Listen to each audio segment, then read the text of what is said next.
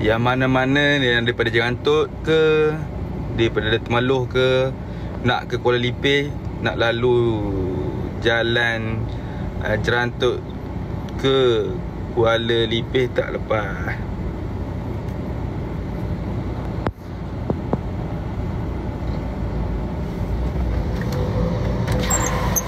Maju!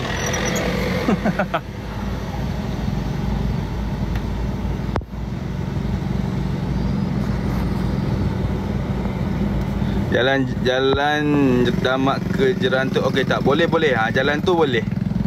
Jalan Jerantut, jalan Damak ke Jerantut. Okey tak? Boleh lalu. Jalan tu boleh. Jangan lalu jalan Kuala Temeling saja. Trek air naik ke? Kalau kira surut sebenarnya. Air naik lagi ke? Surut. Cuma orang kata surut dengan perlahan, sebab air sungai besar pun dah surut.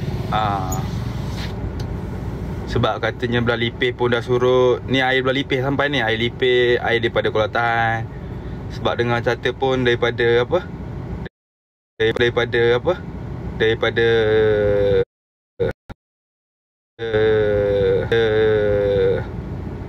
Kampung Bantar dah surut, Kuala Tahan dah surut, daripada Lipeh pun dah surut.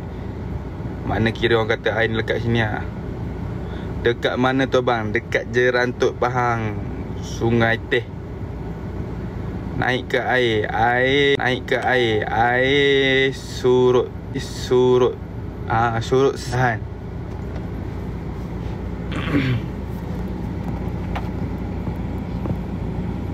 Tak boleh pergi Jerantut. Daripada mana nak ke mana?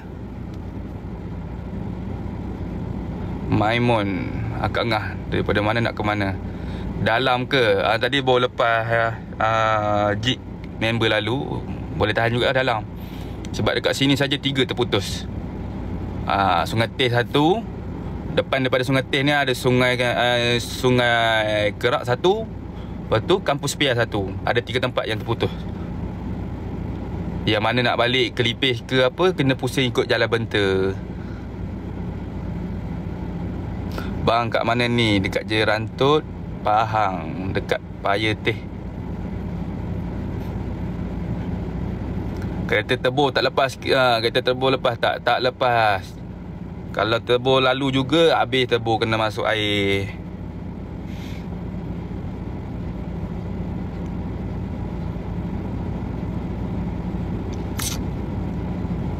Orang kata lalu boleh, lepas pada lalu macam-macam masalah kereta. Jerantut ke Lipeh lepas dok. Kalau dok jalan mana boleh lalu? Jerantut kena lalu ikut jalan Damak. Ikut Damak Benta baru lepas.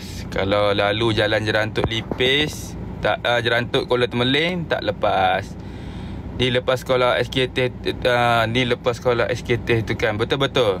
Belakang ni sekolah SKT. Jalan nak pergi ke Lipeh ke? Jalan nak ke Lipeh. Tu kawan bola lalu tadi. Nampak dia randuk orang mana air. Dia tinggi tak apalah kan. Assalamualaikum, dah surut ke? Waalaikumsalam. Belum. Surut tapi surut dengan cara perlahan. Terima kasih info baik-baik bang. Nampak? Sedangkan dia tinggi tadi pun dah parah tu. Apakan lagi kalau kereta rendah lalu.